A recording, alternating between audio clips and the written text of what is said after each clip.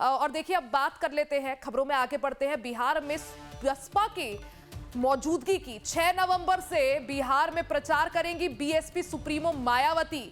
रामगढ़ और कैमूर के लिए बीएसपी सुप्रीमो मायावती प्रचार करेंगी। बिहार में करीब 2 दर्जन रैलियां करने की योजना है। बिहार के दलित वोटर को अपने पाले में लाने की तैयारी है। आकाश आनंद पहले से बिहार में प्रचार कर रहे हैं। बीएसपी ने बिहार में अब तक 128 प्रत्याशी घोषित किए हैं। यानी बीएसपी बिहार चुनाव में अब अपनी किस्मत आजमाने की दिशा में तैयारियों में भी जुट गई है। बीएसपी ने बिहार में 128 प्रत्याशियों का ऐलान किया है और इस बीच मायावती अपने वोट बैंक को कंसोलिडेट करने की दिशा में अब चुनावी मैदान में उतरने वाली है।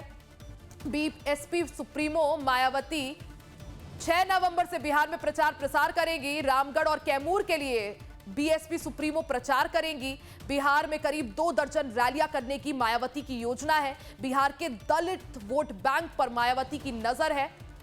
और धीरज त्रिपाठी हमारे संवाददाता अपडेट के साथ जुड़ गए हैं। धीरज, एक तरफ बसपा का सिमटता हुआ जनाधार, दूसरी तरफ बिहार चुनाव बीएसपी के लिए कितना महत्वपूर्ण माने, क्योंकि अगर यहां पर थोड़ी सी भी जीत मायावती को मिलती है तो वो एक बूस्टर का काम करेगी। ऐसे में देखिए इसी चीज को भाप गई है मायावती और ऐसे में अब ग्राउंड लेवल पर बिहार जाकर मायावती का कार्यक्रम।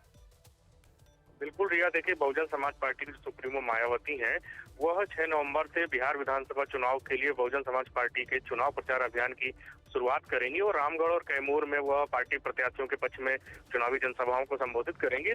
तो निश्चित रूप से बिहार विधानसभा चुनाव में दलित वोट बैंक को अपने पाले में लाने की बसपा की तरफ से कोशिश की जा रही है। और उत्तर प्रदेश में पिछले दिनों हम सबने देखा है कि बहुजन समाज पार्टी जो दलित वोट बैंक में जिनका एकाधिकार रहता था, लेकिन पिछले कुछ चुनाव में बहुजन समाज पार्टी से दलित वोट बैंक छिटका हुआ था, अब अपनी सियासी ताकत को सहेज कर एक बार फिर नए तरीके से चुनावी मैदान में उतरकर अपनी ताकत को मजबूत करने के का जो उनका प्रयास है वो नजर आ रहा है।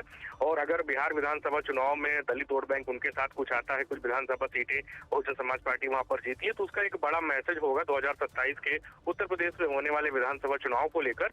और बहुजन समाज पार्टी वहां पर करीब 125 विधानसभा सीटों पर चुनाव लड़ रही है, प्रत्याशी घोषित किए हैं बहुजन समाज पार्टी की तरफ से।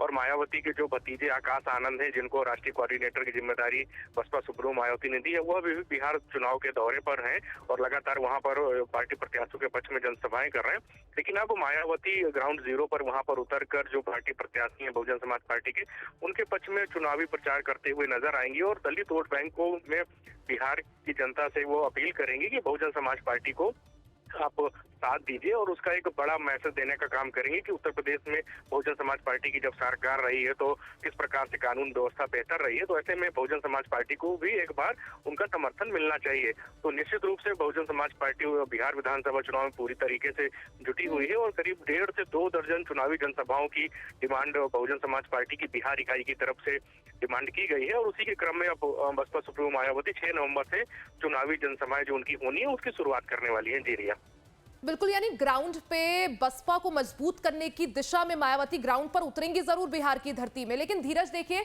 क्योंकि जो अति पिछड़ा वोट बैंक है या जो दलित वोट बैंक है वो मुख्यमंत्री नीतीश कुमार का कोर वोटर माना जाता है। मायावती के और बीएसपी के बिहार चुनाव में उतरने से किसका समीकरण बिगड़ता हुआ आपको नजर आ रहा है? बिल्कुल, जिस प्रकार से एनडीए जिसके साथ नीतीश कुमार सरकार इस समय चला रहे हैं, तो जो अति पिछड़ा वोट है, दलित वोट बैंक है, वो काफी हद तक एनडीए के साथ में रहा है। तो और जब बहुजन समाज पार्टी वहां पर चुनाव प्रचार के लिए उतर रही है और दलित वोट बैंक में कुछ शेयरमारी करेंगे, तो निश्चित रूप से जो महागठबंधन के उम्मीदवार है उनके वोट बैंक में कमी आएगी और इससे महागठबंधन के जो प्रत्याशी हैं उनको कुछ सियासी नुकसान हो सकता है। और तमाम राजनीतिक दलों की तरफ से यह बात कही जाती रही है और उसको लेकर तमाम बार प्रेस कॉन्फ्रेंस हुए, तमाम पार्टी नेताओं की तरफ से बयानबाजी आई कि बहुजन समाज पार्टी भारतीय जनता पार्टी की बी टीम के रूप में काम करती है। और यही कारण है कि जब बहुजन समाज पार्टी अगर थोड़ा सा भी दलित वोट बैंक अपने पक्ष में लाने में कामयाब रहेगी तो उसका बड़ा सियासी नुकसान महागठबंधन के प्रत्याशियों को होगा और इसका फायदा भारतीय जनता पार्टी के प्रत्याशियों को होता हुआ नजर आएगा। इस प्रकार के आरोप भी लगते रहे, लेकिन देखना दिलचस्प होगा कि बिहार विधानसभा चुनाव में मायावती ग्राउंड जीरो पर उतर रही है, पार्टी प्रत्याशियों को उन्होंने ऐलान किया है, चुनाव प्रचार करेंगे और जब चुनाव परिणाम आएंगे तो इसका अंदाजा लगेगा बहुजन समाज पार्टी के प्रत्याशियों को कितना वोट मिल पा रहा है या फिर उनकी वहां पर जब ज्यादा जनाधार नहीं है तो वहां पर उनकी जमानत जब्त होती है क्या है, तो ये आने वाले समय में पता चलेगा जी।